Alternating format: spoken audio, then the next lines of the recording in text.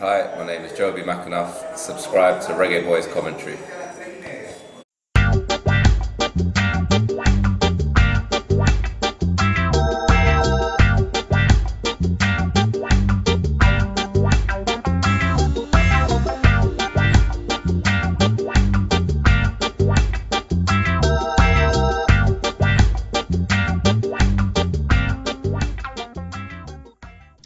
Hello, everyone. It is the Caribbean Football Weekly Podcast, Season 2, Episode 1.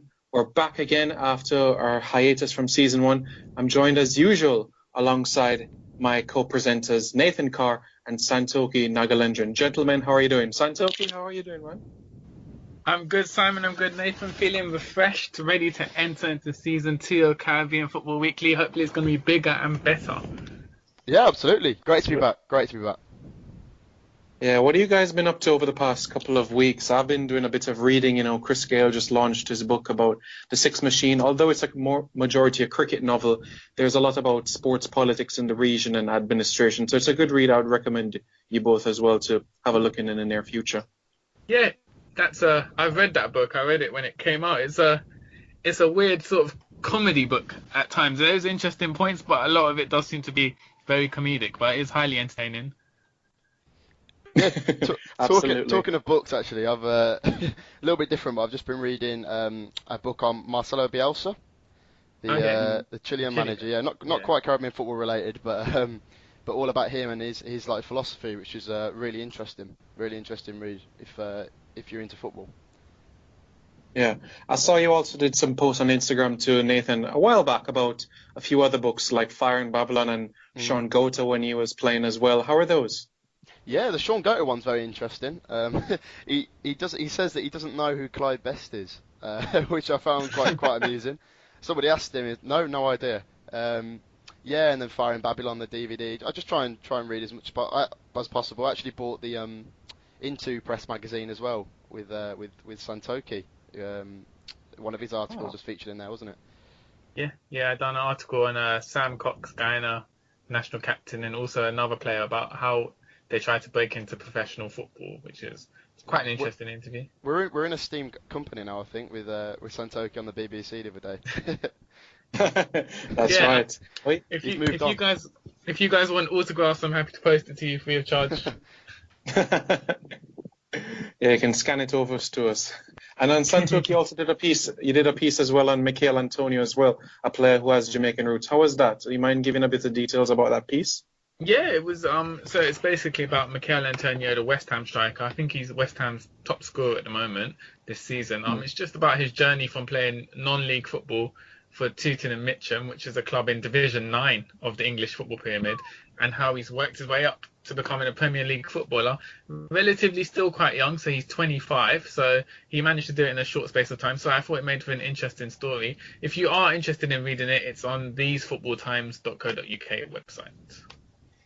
All right. Yeah, I do recommend all listeners to have a read as well. It was a very, very nice piece. Thank you very much for that, Santoki. And you could even call him a utility player. He's played so much different positions for West Ham United, right back, right mid, up forward, centre forward. So it should be quite interesting to see how his career progresses, you could say. So only scores headers. Yeah. Only scores headers. Yeah, well. I believe last season he scored the most headed goals in Europe. Wow. Across any league in Europe. Interesting, yeah. He only deals in headers. And he's not really a tall player either. He's just about 1 meter 80 or 5 feet 11 inches tall. So, yeah, quite interesting. Yeah, certainly a player who could have helped Jamaica in their World Cup qualifying campaign, which sadly didn't go too well. Absolutely, 100 million% sure about that one. So yes, before we get into the meat of the discussion for today, Nathan, you want to kick us off with any news, breaking updates in the region? Yeah, obviously we had a little bit of a break. So the Caribbean Cup finals is going to be played 22nd to the 25th of June next year, and that's going to be held in the States. So some listeners will have seen that already. It's going to be the first time that competition is going to be held in the States. Under 17 World Cup qualifying has been going on at the moment. So Haiti, Cuba, Jamaica, Curacao, and Suriname have all qualified for next year's CONCACAF Championship. So I think it's going to be held in Panama. That's right. I think around February, March time. So those 5 have qualified, and the final for under 17 world qualifying is actually tonight. Haiti, who are the defending champions, having won in 2014, they're playing Cuba, and then Curacao are playing Jamaica in the third place playoff as well.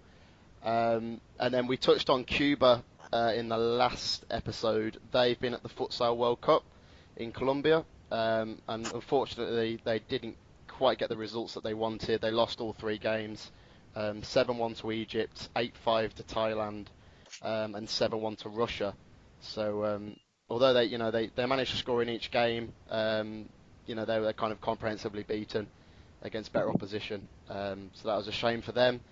But it was good for them to be back because they missed the 2012 edition of the Futsal World Cup, having been there in 96, 2000, 2004 and 2008. And then just finally the CONCACAF Champions League as well, looking at the club side of things, that resumes this coming week.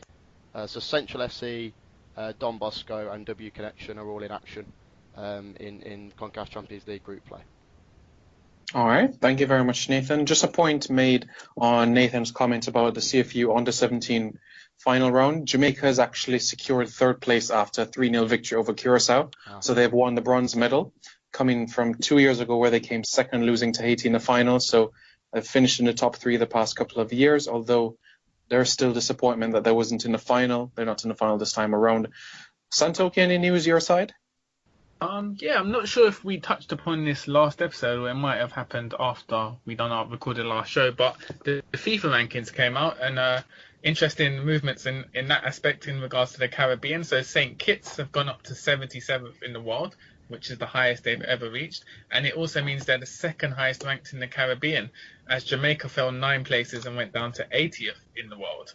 Other interesting developments, Antigua have gone down 6 places to 89th, and Guyana, despite not having played a match in September, moved up 10 places to 118th.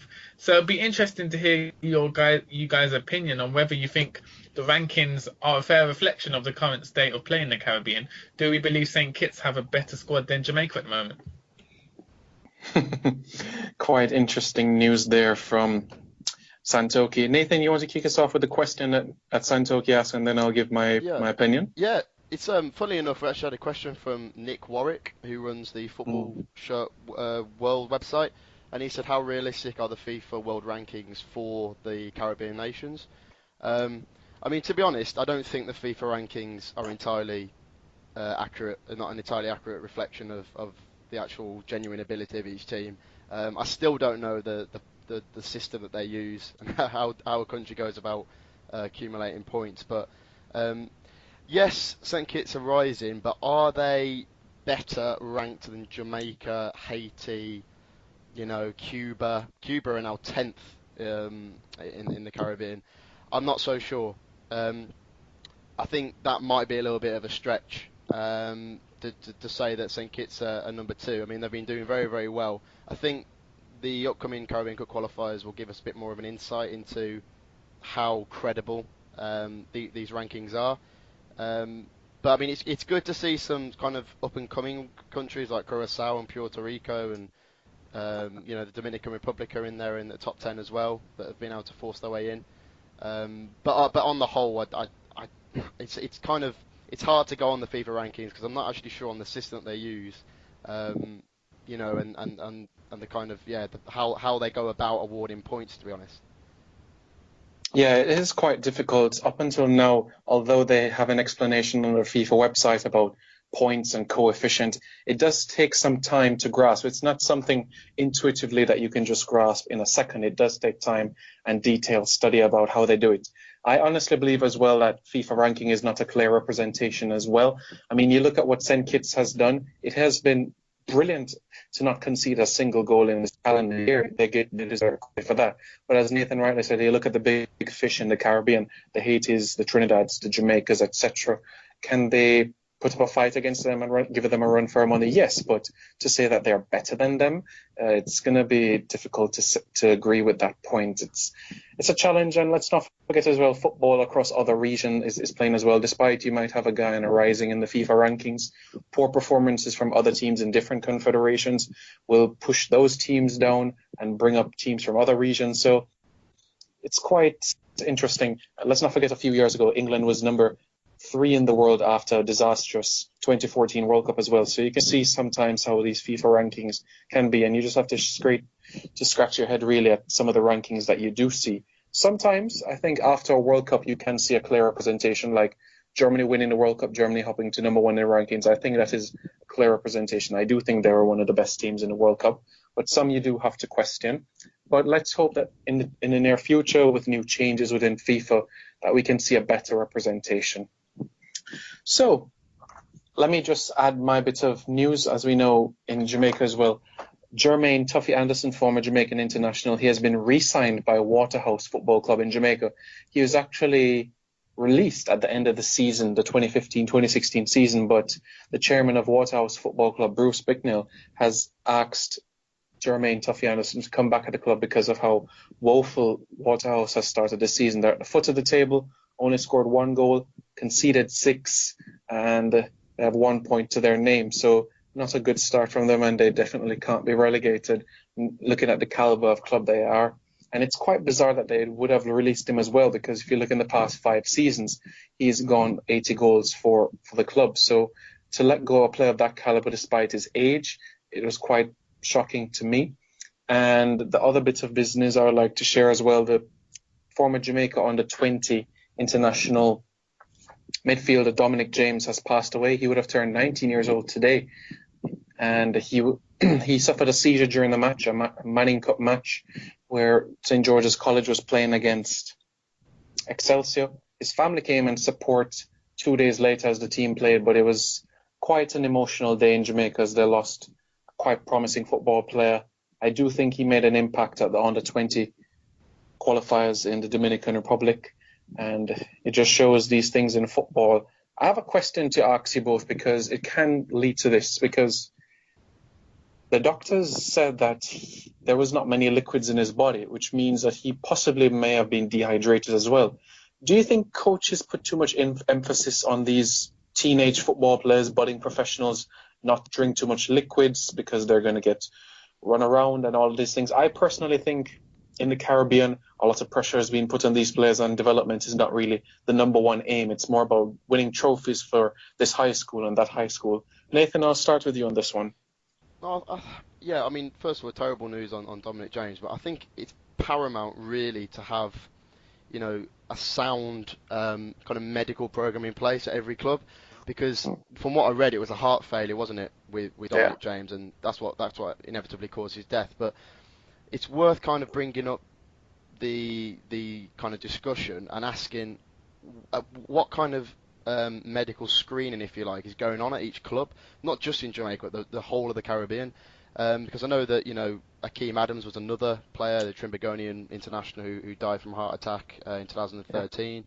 You know, what is going on at each club to ensure that players that go out are being kind of appropriately looked after, they're getting, you know, the necessary, they make sure they're not dehydrated, make sure they're fully fit and ready to go. Because, you know, it's not a massive widespread problem, but there are stories from the past in Caribbean football where, you know, players have had heart problems or heart failures, and you know, it's just worth bringing up that question: what is happening at each respective club to ensure that, you know, are the physios there giving the right kind of treatment and the right advice, particularly for youngsters? Yeah, hitting on there 100%. Santoki, anything you'd like to add there? Yeah, obviously sad news, and it's also sad that something like this has to happen for us to ask questions about what healthcare procedures are going on. It's interesting, Simon, that you made a point about coaches discouraging players from having too much liquid in the Caribbean, which is a bit of a contrast, because when I remember when I played football, obviously not at a high level, but at school and stuff, the coaches would always emphasize you on being hydrated at all times, keeping drinking as much as possible. So it's interesting, different attitude. And again, as Nathan said, they have to look at what healthcare procedures, what type of scanning facilities are being used to ensure the safety of players at all levels before they take to a pitch, and not just having the idea that, okay, these are young men, they can play 90 minutes, blah, blah, blah. Just ensuring that there are the healthcare procedures going on. Yeah, and what truly got me set off was, I understand, like, the president of the second intermediate secondary school association here in Jamaica, ISSA, Dr. Walton Small, he said that we can't have an ambulance at every game. Fine, I can understand that, but there was no stretcher at the match that during St. George's. It had to be carried off by two individuals. To me, that is just bizarre. You must have stretchers at every single game. Football is a professional sport. That's basic, isn't it? It's fundamental stuff. I know that Neville Bell, the St George's College head coach, was saying that I think it was the first phase of the Manning Cup competition, that there was no kind of infrastructure or program in place at matches to kind of make sure that, you know, if players were to get injured or get hurt or something terrible would happen, like to Dominic James, there'll be no kind of nothing there in place to sort it out, which I just find, you know, you need to cover all bases. Yeah, it's a must. It's, to me, to this day, it's quite shocking. Santoki, isn't that some of the key elements? I still think in Jamaica and across the Caribbean, we don't see an importance in support staff. You look at matches, you see the head coach, assistant coach, and maybe a team doctor. But having these individuals, physiotherapist, team doctor, video analyst, these are all very important. You look at professional teams, their support staff have a dozen individuals, you know? Yeah, I completely agree with you. I mean, it is shocking to hear that there wasn't a stretcher at the match, which you'd assume was a fundamental basic requirement to have at a pitch in any football game. So that is quite shocking. And yeah, as you say, in certain regions of the world, including the Caribbean, there doesn't seem to be an emphasis on professionalizing the background staff or the backroom staff in terms of having qualified people on hand to deal with such situations as there is in, say, North America or Europe. And this is something which obviously needs addressing with incidents like this happening, and to stop future incidents from reoccurring with young players putting their health at risk by taking to the field without having been warned about any arising health issues they may have. Yeah, I think every person behind the scene is very important. You know, in the 2014 World Cup qualifiers, the United States had a person travel with the team who was a team motivator. So you can imagine that person may not have the footballing expertise, but he's still playing an important role. And I think we forget about these individuals behind the scenes who play such an important impact and are needed, especially at the secondary school level. Quite shocking. Yeah, I think a good idea would be for, say, FIFA or CONCACAF to send a list to each member association of what staff they need to employ. Have like a list, okay, you need like a physiotherapist, maybe a psychologist, a media officer, and then the Caribbean nations will have like a guide as to what they need to employ within their staff. Because I think at the moment it's kind of Caribbean nations kind of go on the basis of they just employ people based on their knowledge of what they feel a team should be, and also finances as well play a big influence. I mean, I know it's a bit different, but I mean, you guys will remember the Fabrice Mwamba case. Yeah. A couple of years ago, and I know that's a little bit different, but he suffered from a similar heart problem, heart failure on the pitch, and he was able to, you know, get sorted. It was instant. If you look at the footage, it was instant kind of attention to him off the bench. And you look at a Premier League game in England now, and you'll have, you know, physios immediately coming onto the pitch and sorting the player out. You know, it's very sensitive, and the concussion, everything. Whereas you compare that to, you know, some leagues, some clubs within the Caribbean, it's completely different, isn't it? Yeah, it is. It's not that immediacy. Even in, I was watching a couple of months back, like League Two playoffs, promotion to League One. It's still like that, and it's a professional league. The conference have that as well. Different teams, when they get, for example, a win in the FA Cup and they get a bonus, that goes straight to the performance of the club, whether it be behind the scenes with staff or developing something like Cambridge United did with the toilets. So they're reinvesting it in the club and not in the pockets of the chairman or the owners, which I admire of that English structure, which I love so much. Yeah, I agree with you guys. I agree with you guys' points, especially Santoki on kind of each member association telling FIFA or CONCACAF, probably CONCACAF, what kind of personnel they need coaching wise, and background staff wise, because then you can identify the personnel and get them in. Yes, finances is going to be a little bit of an issue, but fundamental things like bringing a stretcher, that's not to do with cost, is it? That's to do with preparation. Yeah, exactly. Agreed 100% there. It's quite unfortunate that the family is in time of grief right now, his mother and father, but they do say thank you to everyone who has been supporting them. They've seen everything on social media, and as well, the newscast was dedicated to them as well, the family. So, and also members of government also came up to show their condolences as well and show their face. So we do appreciate that. It's quite unfortunate. However, we do hope that the Caribbean can continue to produce budding footballers like Dominic James has been. All right, let's move on to our next topic of business, and one that I'm looking forward to quite a lot as well, and it's the Caribbean Cup third round preview. And first in Group A, we have Jamaica, Guyana, and Suriname. So, Santoki and I will be going head to head, but let's start with Nathan. Nathan, what do you think about this one? Oh, okay, I've got the neutral viewpoint here then. No, I think on paper Jamaica have got the better team. Although I think it's going to be interesting this one because there's been quite a lot of background stuff surrounding the Reggae Boys at the moment. As you know, Rufus Schaefer. It's been reported that he's on his way out. He's having discussions with the JFF about terminating his contract. It's been reported that he's not even going to be in charge of the team. He won't even pick in the players for the Caribbean Cup qualifiers. So in terms of the personnel that Jamaica will call up, that would be very interesting. You would think though that they would finish first here. And then with Guyana, I read a piece that Santoki was promoting with Jamal Shabazz, the head coach. Basically talking about the lack of preparation for local players. I know they played in a tournament recently in the USA. I think it's an American version of the Caribbean Cup in New York. So they've had a run out there, but for Guyana, really, I think it's crucial for them to get their overseas-based players in, the likes of Neil Dans, and if Matthew Briggs is around, Christopher Nurse. I think Welshman's injured.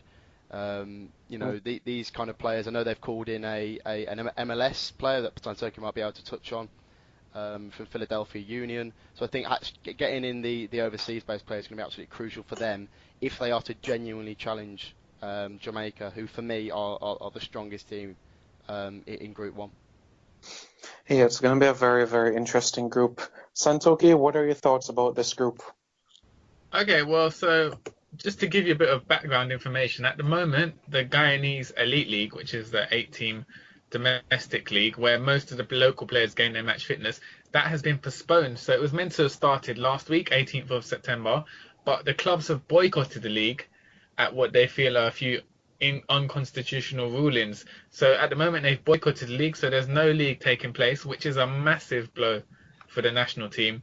It means that the local based players who would make up most of the squad, they're not going to be getting any game time. The last time they would have played competitive football would have been in late May, early June, so 4 months without football. As Nathan said, a few did take part in the New York Caribbean Cup, but from reports and people who have attended the game, it seems it's been labelled as fairground football, so not really serious top-level football, which can help the players develop match fitness. So that's a major problem. You've obviously got local-based players without match fitness. The Trinidad and Tobago did send an under-20 team to tour Guyana last week. They went on a week tour. They played Guyanese club Alpha United and won 2-1. And then they played an all-star team, which is essentially a senior Guyana team made up of local players, and they lost 1-0. So you can take from that what you will. Obviously, it wasn't the Trinidad and Tobago under-20 team isn't going to compare to a full-strength Jamaica or Suriname team. So from my perspective, I see Guyanese football at the moment in disarray, and it would be a massive, massive upset if they could spring a result against Jamaica. Or Suriname, I'm sure. But yeah, but Santoki, on a serious note though, a couple of weeks ago you were not necessarily pessimistic, but you played down Guyana's chances. What is it that is happening behind the scenes? Is it that on the pitch you're not confident of the quality, or is there something behind the scenes that is happening? Well, there's numerous issues. So as I mentioned, the local players not getting enough match time. There's also the fact that Guyana at the moment, they don't get to train on their national stadium. And in fact, the game against Jamaica is not going to be held at the Guyana National Stadium due to the cricket season taking place, or preparations for the cricket season. So it's going to be taking place at Lenora Track and Field Facility, which is a new stadium. And it'll be the first time Guyana's hosted an international match there. So again, it'll be unfamiliar territory even for the Guyanese players when they face off against Jamaica. They've announced, Jamal Shabazz has announced a 55-man training squad for the matches against Jamaica and Suriname. Unfortunately, Matthew Briggs is injured, and as Nathan mentioned, Emery Welshman is injured. But they have made a few interesting call-ups. They've got Warren Creval of Philadelphia Union, so he's a midfielder playing at MLS team, so undoubtedly of high quality. And also, rather interestingly, they've called up striker Sharif El Masri, who may have one of the most interesting backgrounds in the whole of Caribbean football, if I don't say so myself. So he was born in Canada. He's half Tunisian, half Guyanese, and he currently resides in Singapore, and he attempted to play for the Singapore national team last year. But having failed in that quest, he's now moved over to the Guyana national team. Wow, hasn't he got a sister that plays for the Lady Jags? Yeah, you're correct. His older sister, Mariam El Masri, plays for the senior Guyana women's team, the Lady Jags, and she actually scored an amazing goal in the CONCACAF Championships earlier this year against Guatemala, I believe. Yeah, the winner. So talented family and very interesting background. But again, if it depends on who Jamaica names in their squad, but if it's a full strength Jamaica team, I just can't see Guyana managing the result with the team weakened with a few injuries and the local players not being match fit and no real training in their stadium, which essentially makes it a neutral ground rather than a home game for them. It's all the odds are stacked against them, in my opinion. And even as Simon suggested, even against Suriname, I believe it will be a tough match going away and playing the Suriname against a Surinamese team who will have match fitness. They've arranged a local tournament in Suriname for the domestic players to get match fit. So they will be superior in that regards. And so it'll be very, very tough for Guyana to get through to the Gold Cup at this stage, in my opinion.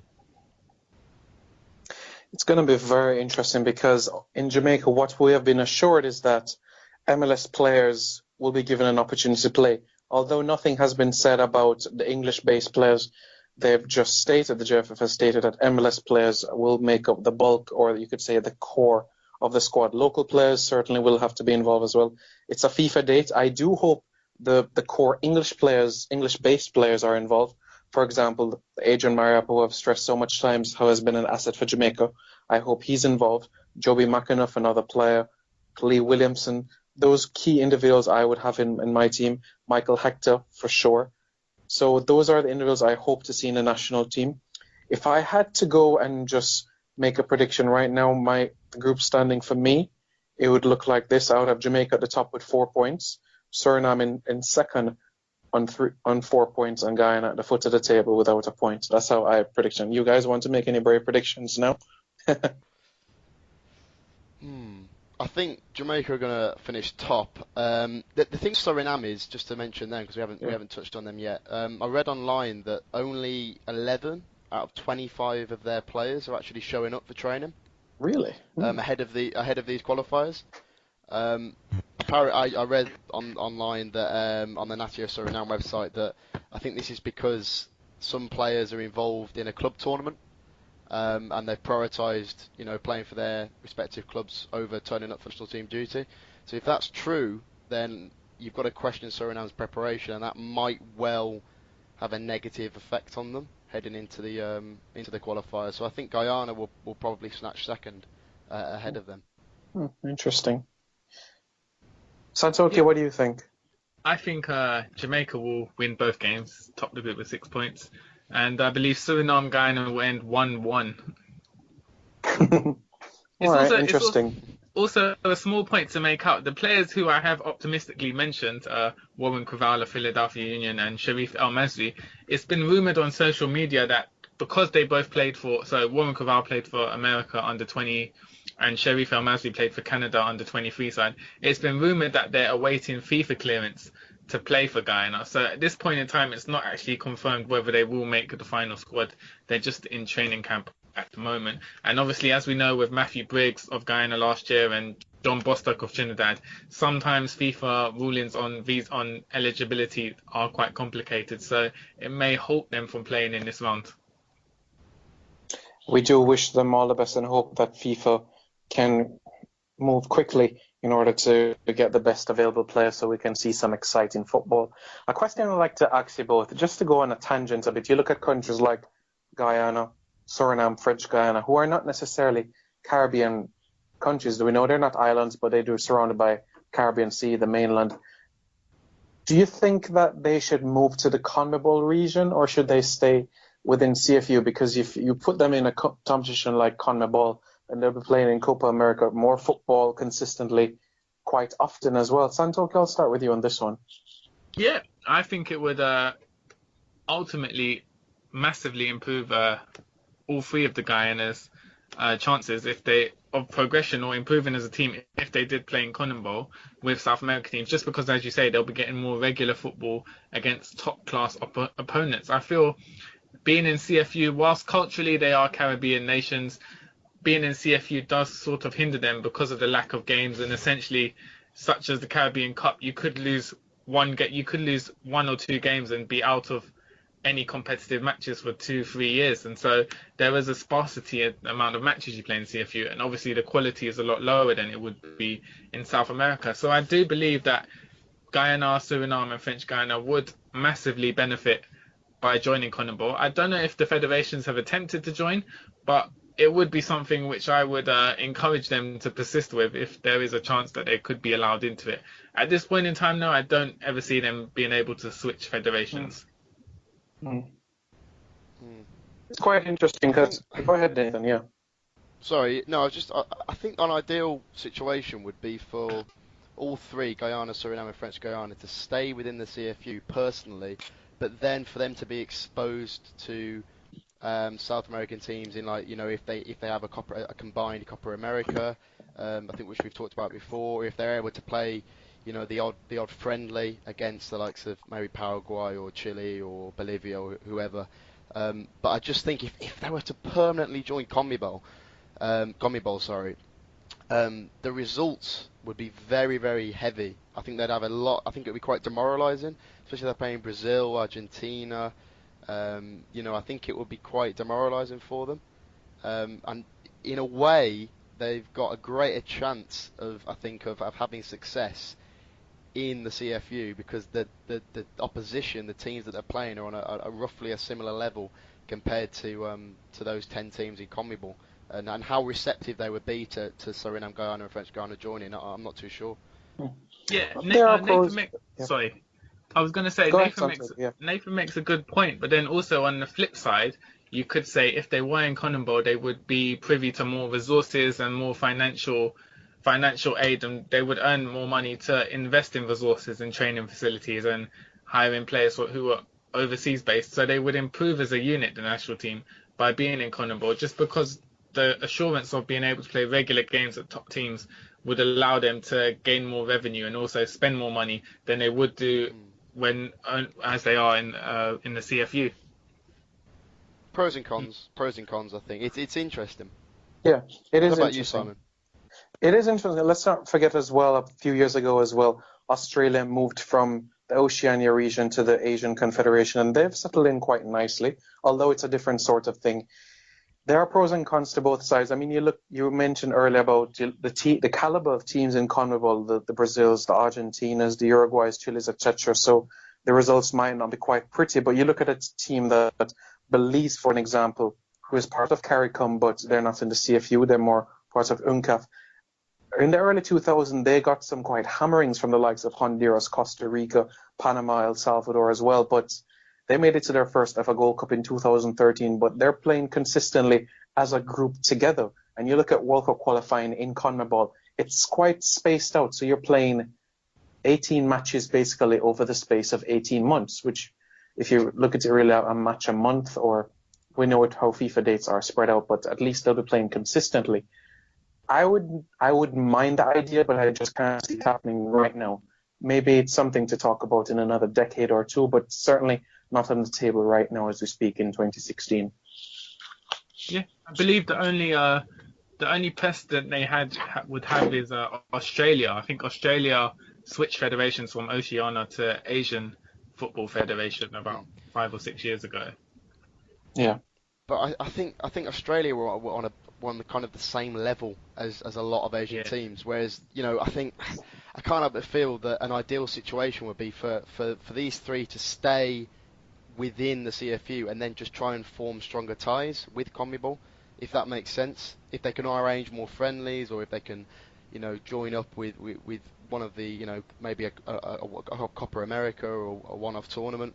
Because I think you got to ask the question: would it be easier for French Guiana, Suriname and Guyana, I know French Guiana on FIFA, to qualify for the World Cup hypothetically in South America over the Caribbean? Because I think it would actually be tougher for them in the long run to qualify out of South America over the Caribbean. Yeah. Yeah. I mean, it depends what That's my opinion. wants. It depends what the team wants as well. Do they want to just steady progression over the next couple of decades or so, or do they is World Cup completely the aim right now for a Guyana or a Suriname? We know the situation with French Guyana is already as a department of France, but they can still compete in other tournaments like the Gold Cup, for an example, or other tournaments across the globe. So it's something for them to think about. Yeah. I do find it strange that Guyana and French Guyana literally border Brazil, and there's no real sense of football connection between the nations. Like, how it Yeah. must surely be quite easy to arrange a friendly against a club or travel to Brazil for a tour, get a Brazilian team to come to Guyana as they border each other, but there's no real relation between the two countries. hmm Yeah, I don't think language barrier is an issue with globalization nowadays. I'm sure that issue will be taken care of. So it is quite bizarre. I agree with you, Santoki. But let's see what happens. Let's see what the future shall bring. Let's move. Before we go into Group 2 action, let me just say the match between Jamaica and Suriname in Jamaica. It's going to take place at the Anthony Spalding Sports Complex. It's quite bizarre that it's not at the National Stadium or at the Montego Bay Sports Complex where the 2014 finals of the Caribbean Cup was.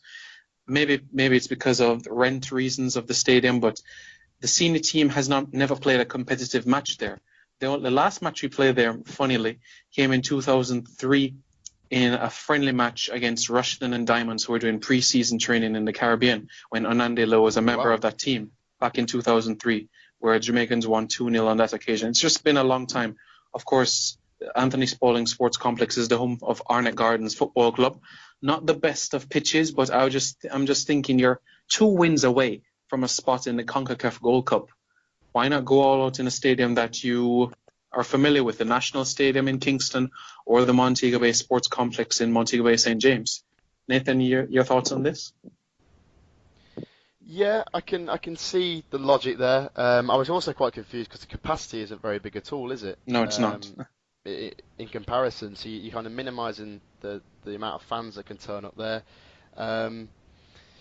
Yeah, I mean, you want to try and get as much support as possible, but I suppose looking at the bigger picture, if it's mainly it's all about the results, isn't it? And as long as the turf is of decent quality, decent standard, and the game can actually go on, that's the main thing, I suppose. But I was slightly confused, as to why that was. Do we think it's the Jamaican Football Federation doesn't want the embarrassment of having a national stadium not being sold out or a lot of empty seats due to the pessimism from Jamaican football fans, so they decided to put it in a smaller venue, because it is a midweek tie against Suriname, who aren't exactly a crowd drawer, and especially after Jamaica's been eliminated from the World Cup, you can imagine a lot of fans staying at home. So maybe this is their plan to sort of minimise any sort of embarrassment publicity-wise. Yeah, it's true, because after the 2006 and the 2010 World Cup qualifiers, literally a few weeks after, Jamaica hosted the Caribbean Cup after that, and the stadium, when I went to those matches, were completely empty as well. So you're thinking about it cuts costs as well. You think about 1 million Jamaican that is used to rent the stadium compared to 100,000 that is used to rent the Anthony Spalding Sports Complex. For them it's better, but to me it's just quite shocking, because where the stadium is in an inner city area in Kingston. So as Nathan said, the support is not going to be good. In regards to the Guyana Jamaica match, it will be quite interesting because the national stadium has often been criticised for having a poor pitch because obviously it's a cricket pitch, so it's very hard and it doesn't create good football in matches. So now they're playing in Lenora, which is a football specific pitch. So it'd be interesting to see if that benefits the players. Also, it's not in the capital city. It's not in Georgetown. It's further out. It's about an hour drive away.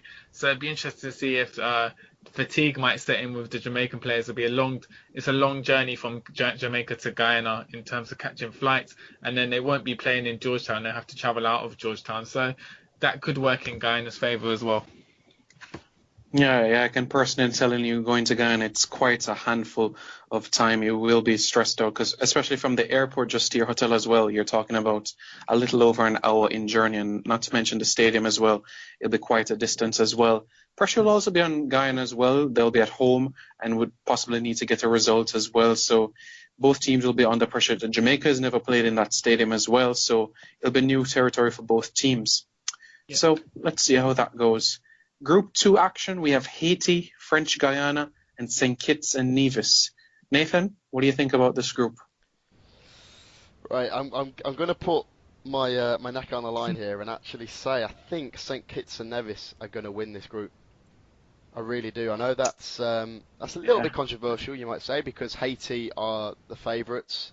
Being the kind of the bigger team out of the three. Mm-hmm. But for me, St. Kitts and Nevis is just like a train at the moment. Yeah. 6 consecutive clean sheets. They've won every game in Caribbean Cup qualifying. The last 3 have been 1-0. I really do rate the head coach Jacques Passy. Yeah. The squad's gelling. There's a feel-good atmosphere, I think, throughout the camp. So I just think the way that they're going and the preparation they would have been through. They just played a friendly against Nicaragua. I think they played a friendly against St. Lucia's under 20s as well. I might have been their under 20 team. I'm not too sure, but they've got the players, I think, to really spring a surprise. So I think St. Kitts are going to do it and make the Gold Cup for the first time. Haiti, of course, will be a threat with all their key players coming back, because for the World Cup qualifiers, they didn't have a lot of their key players, that they took to the Copa America Centenario. There was a kind of combination of suspensions and injuries, and players wanted to try and find new clubs in the transfer market. So the majority of them should be back. But as we've talked about before, I do think they're a bit of a defensive team, a bit boring to watch under Patrice Neveu. I know they scored 2 goals against Jamaica in World Cup qualifying, but generally they've been quite a tedious team to watch, and they haven't really brought out the best of their attacking players. And then French Guiana always fascinated me because we know that they're non-FIFA, but they kind of always seem to slip under the radar, and they were so close in 2014 to get into the Gold Cup, losing to Honduras an aggregate in the playoff. But they'll call up some good players from France, obviously an overseas French department. So I think it's really interesting. Each team has their own kind of unique strength. But I can see personally St. Kitts and Nevis, really causing some problems and actually taking the title in Group 2. I don't know about you guys though. Is that a little bit too bold? No, I agree with you 100% there. How about you, Santoki? I would say now for St. Kitts, now's probably the best time to play Haiti, just because their confidence will be sapped after a draining World Cup qualifying campaign. But I do think Haiti will win both games against Guyana and St. Kitts, purely because Haiti is one of the big 3, along with Trinidad, Jamaica, in the region. And whilst St. Kitts have had an amazing record this year, I don't think they've truly tested themselves against a big team in the region yet. And Haiti will be their undoing. It's quite interesting because, St. Kitts will actually be playing Haiti in Basseterre in St. Kitts at the Warner Park Sports Complex. So should be quite interesting. You think about the home crowd is there as well. I'd like to also think that Anthony Johnson, the president of the St. Kitts and Nevis Football Association, has done some good work as well behind the scenes as well, getting Coach Passy as well, and the different individuals, Harry Panayoto, former Leicester City player as well as other players for Manchester United player Fabian Brandy, trying to get these individuals into the mix. I think it's a good work that they have done behind the scenes as well. And I'm going to go with St. Kitts and Nevis to top the group. Haiti second, and French Guyana first. Let me just say firstly that the team that finishes second in the group, they'll have a second bite of the cherry, where they'll go into a fifth place sort of playoff. And then from there, the top team from there will play against the fifth place team from the UNCAF or Central America. So still anybody's game if they finish second, but their job is much, much more difficult. I think the pressure is all on Haiti. I think we'd all agree with that. But French Guyana, they've shown that you really can't take them lightly. I mean, they started out in the preliminaries, didn't they, in 2014, and just were sensational, really, to get as far as they did. And I think, you can't underestimate them. If Haiti go into that game against French Guyana thinking, right, well, this is going to be, kind of a stroll in the park, I think they're going to have a very nasty surprise, because, French Guyana, as they've shown, they've got some good players from the first division in France and the second division. So, plenty of experience as well. They've got Roy Contout from who's played in the Champions League. Yeah. So they've plenty of experience all across the team. So for me, I think Group 2 is probably the most interesting out of all of them. Yeah. To me, definitely Group 2 and Group 3 are the groups to watch for me. So definitely looking forward to this one. And let me just add as well a tidbit to that. The only Leeward Island team that has qualified for the Gold Cup was Guadeloupe when they first went in 2007. So if St. Kitts do this, they'll become the second team from the Leeward Islands to do so. Group 3, we're going to have 3 teams that have never been to the CONCACAF Gold Cup. So we're going to see a new Caribbean team at the CONCACAF Gold Cup next summer in the United States. I'm really looking forward to it. Could it be Curacao, Puerto Rico, or Antigua and Barbuda? Nathan, what says you? This is really tough. I've been thinking about this for quite a while. I think Curacao are going to edge it, but it's whoever goes through. As you say, none of these countries have actually gone to the Gold Cup before, so that's historic in itself. But I think Curacao are probably in the kind of the most stable position out of all 3. They've got a new head coach, Vicentini, who's taken over from Patrick Kluivert. I think they've named their provisional squad anyway, and it's got the likes of Cuco Martina and Leandro Bacuna, and some really good players in there. Antigua tend to kind of blow hot and cold. I think when they've got all their best players together, they're a force to be reckoned with. But it's a question of whether they can actually call all those players together, particularly overseas. I think they're going to call up 14 overseas-based players. That's what I read. So it'll be a strong squad. And in Puerto Rico, I suppose they've prepared pretty well, having played, 3 warm-up friendlies, lost twice against the Dominican Republic, and then also lost against India in Mumbai, which we touched on before.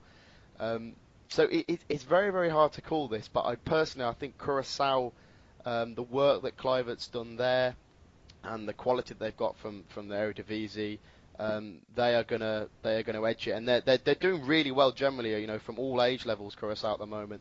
Their under 17s will be going to the CONCACAF Championship, as we said, for the first time. Their under 15s won the under 15 championship last year.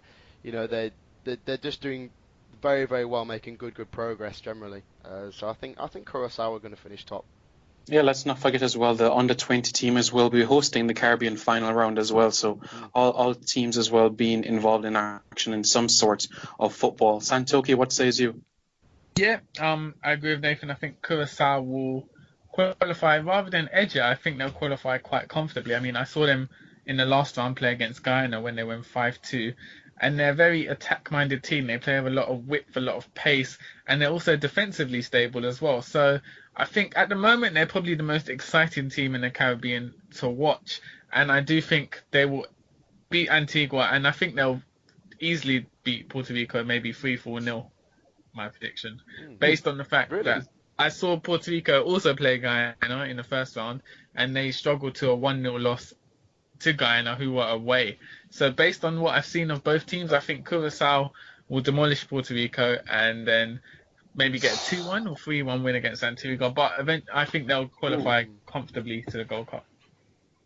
Hector Ramos, though, plays for Puerto Rico, doesn't he? And he's been banging the goals in for Puerto Rico FC. Yeah.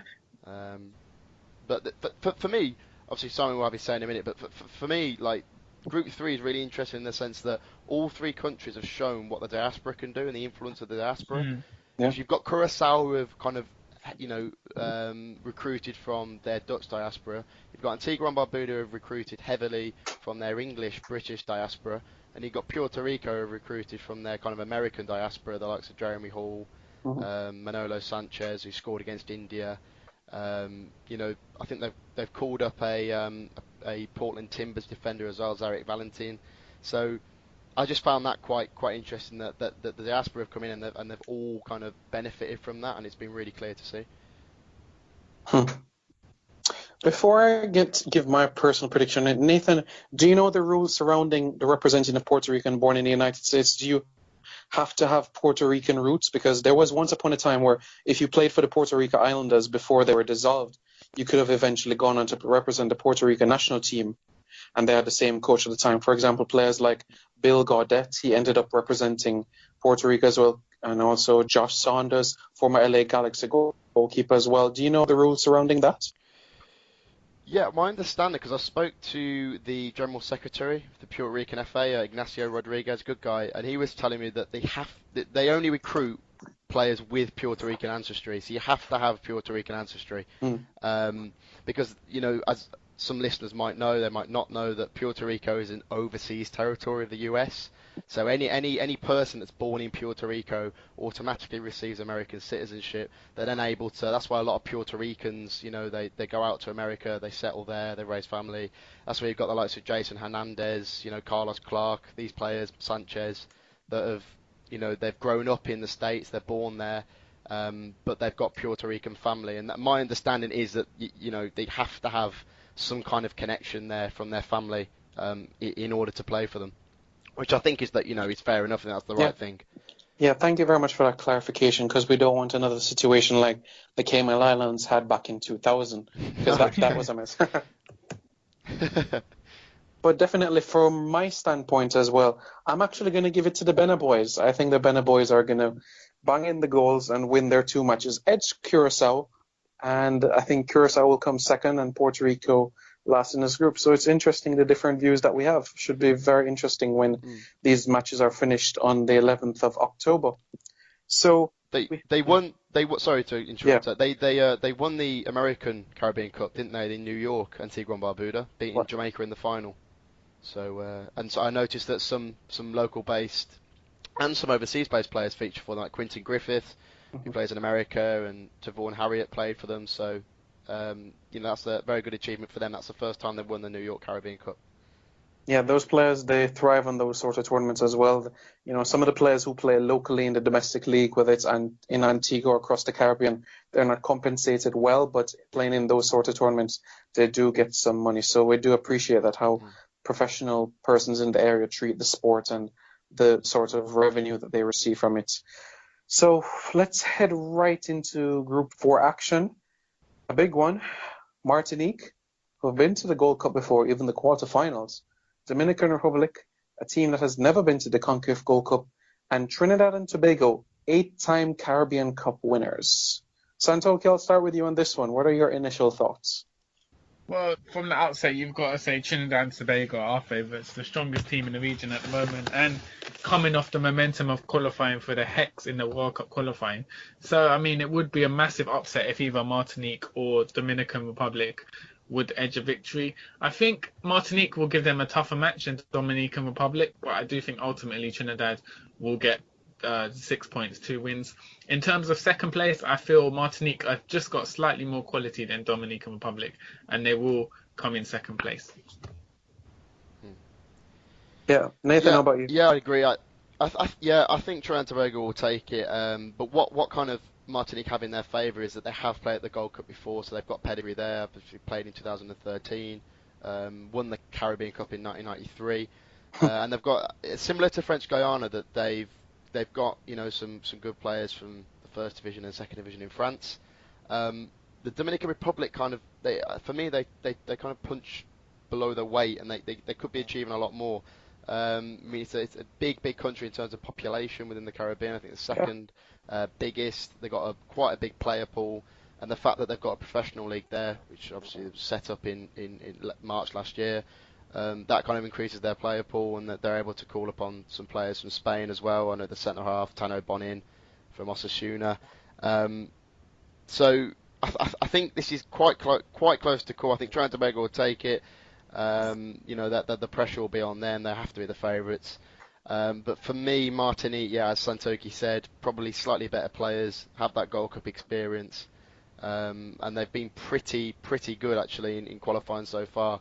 They didn't struggle too much against Dominica or Guadeloupe or the British Virgin Islands, the teams that they played earlier on. So I think Martinique will definitely get a playoff spot, and then be interesting to see how they do from there on in with the fifth place playoff games.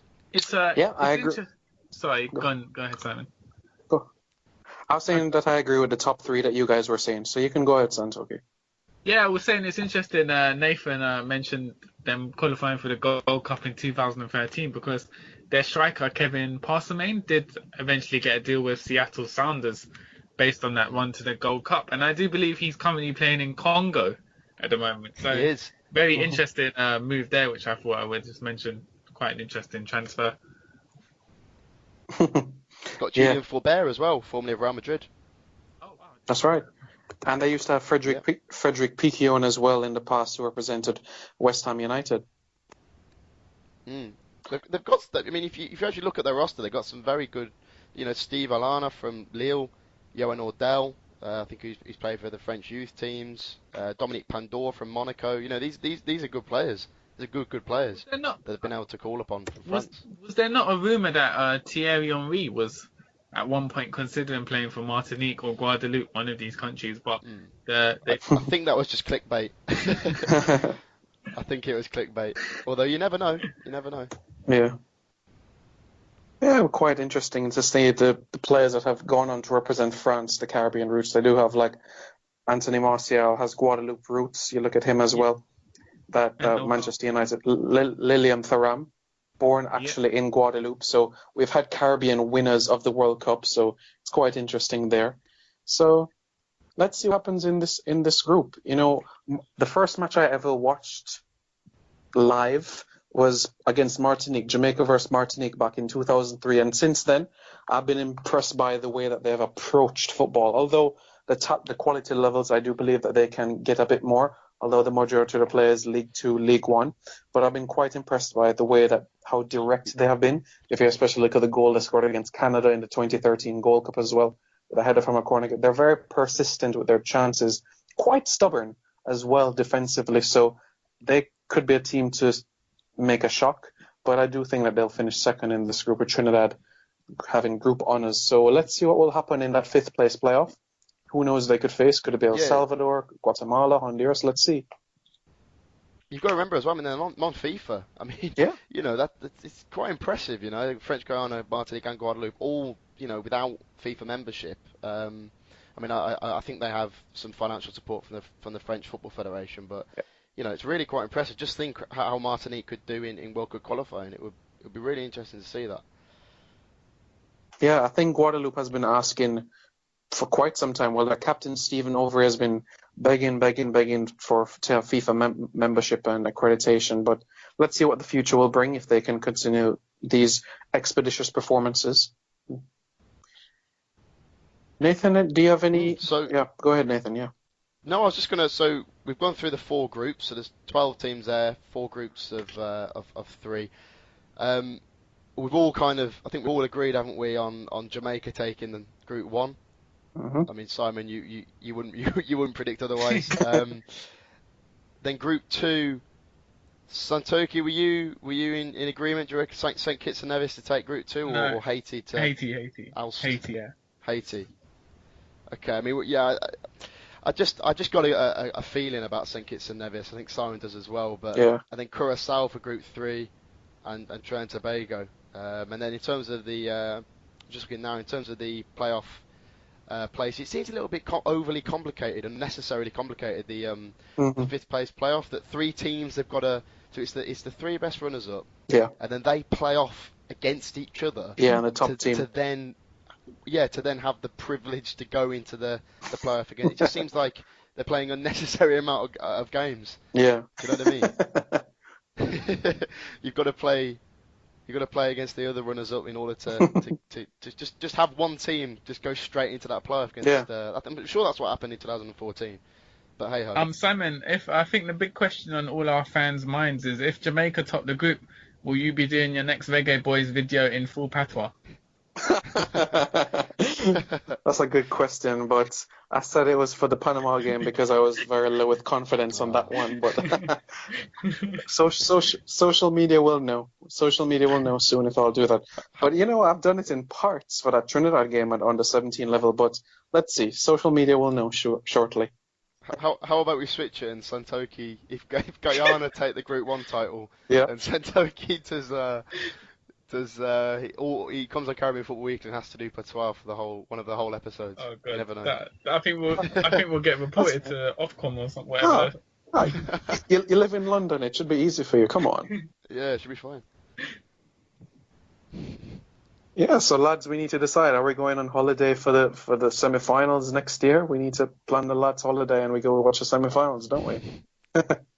Yeah, in the States. I'm gonna try my very best to. I think it'll be interesting to see that in the States and how that actually is received. I mean, the CFU haven't released information yet, have they, on the host cities and where the games will actually be held? But I'm guessing that they'll rely on certain areas of the diaspora to come out and support. I do think I do think it's a bit of a shame that the final's not going to be actually in the Caribbean, especially when you already have a USA Caribbean Cup. But again, more financial incentive to hold it in the USA, especially if it's in an area like Miami, which is pretty near to the Caribbean and has a lot of diaspora there. Absolutely, especially if a team like Haiti is in the semi-finals as well. There's actually a place in Florida called Little Haiti. The Jamaican diaspora is there and thereabouts as well. Fort Lauderdale, Pembroke Pines. So should be quite interesting. So they'll choose shortly, I'm sure. Particularly Puerto Rico as well, being a US overseas territory. You imagine a lot of Puerto Rican fans will come out and cheer on Boricua. So it'd be very interesting. But we'll see on the holiday front. Who knows? Let's see. But any questions before we wrap up, guys? Any questions from social media? Any fans didn't say anything? Santoki, have you got any questions, mate? No, I haven't got anything on my side. There was just one from Andre Ali, who said he asked, does playing on more than one front at a time help or hinder? So is it good or bad to play more games, and how do you, as a country or a club, how do you prioritise? So he referenced World Cup qualifying and the Caribbean Cup, and he was kind of comparing World Cup qualifying as the Premier League, as the main one, and then the Caribbean Cup is kind of auxiliary supplementary competition. And how is that a good thing to countries playing more games, or does that actually stretch resources and kind of act as a negative thing, if that question makes sense, from Andre Ali? Santoki, you want to give an answer quick first? I mean, he does have a point. The Caribbean Cup doesn't have the same prestige as World Cup qualifying, but I do think it's beneficial, particularly for teams who are in the mid-range of the Caribbean region, so there's likes of St. Kitts, Guyana, Martinique, to just have an incentive of maybe winning a tournament, whereas in the World Cup they tend to struggle, but the Caribbean Cup does offer them a competitive chance of gaining success and making it to the Gold Cup. So I do think the Caribbean Cup is important for the region in terms of consistency of games. It may stretch resources, but it also provides a lot of opportunities for players to develop and also get deals for clubs in America, as we mentioned with Kevin Parsamine of Martinique. So it is beneficial, but I can see why teams such as Jamaica and Trinidad, who are used to playing in World Cup qualifying later stages, while they do prioritise World Cup qualifying and see the Caribbean Cup as a chance to blood youngsters, local players, and see it as a secondary competition to the World Cup qualifying. Yeah, it's quite interesting, but looking at it's of course World Cup qualifying is the priority, but I guess it depends which country, because some players have a wider talent pool than others. You look at a country, for example, like hypothetically the Cayman Islands, smaller talent pools, a majority of our players are college or working 9-to-5 jobs, so they have to prioritize as well. Whereas Jamaica, that they can call on different times of the year, where it's, if you want MLS players, English-based players, players who play in Scandinavia, Nordic countries, or even Asian market as well. So there are players from different markets as well. At one point, Jamaican internationals were playing on 6 continents of the globe. So they do have a wider talent pool compared to the smaller Caribbean islands. Yeah, that's a good point. I do think it's more realistic to target the Caribbean Cup. If you're like, if you're the Bahamas, or if you're Dominica, or, Martinique, I think it's a little bit more realistic to kind of enjoy success in the Caribbean Cup, where the opposition is perhaps, because you haven't got the Central and North American influence. I think it's a little bit more realistic, where World Cup qualifying can be very, very arduous for a lot of nations, particularly smaller ones. All right, thank you very much, Nathan. Anything you guys would like to add before we close off, Santoki? No, just a big thank you to all the fans who donated to the show and we allowed to transfer over to SoundCloud and develop our podcast with the help of donations from fans. So big thank you to all the fans who kindly donated to Caribbean Football Weekly. Definitely. Yeah. Go ahead, Nathan. Yeah, no, I was just going to say, if you haven't seen already, we are on iTunes now, so I think I put that on my Twitter page, but you'll be able to subscribe, listen on the go. So this episode of first of season 2 should be out, I'm hoping, tomorrow, for people to listen to and enjoy, and always obviously try and leave any constructive feedback that you might have. Yeah, thanks again for listening. Definitely, and to all fans, if you might be asking, well, where could I find snippets of season 1? Well, you could go on Reggae Boys Commentary on YouTube, go into the playlist section, and you'll see all 10 episodes from season 1, episode 1 to episode 10 of season 1. Thank you very much for tuning in.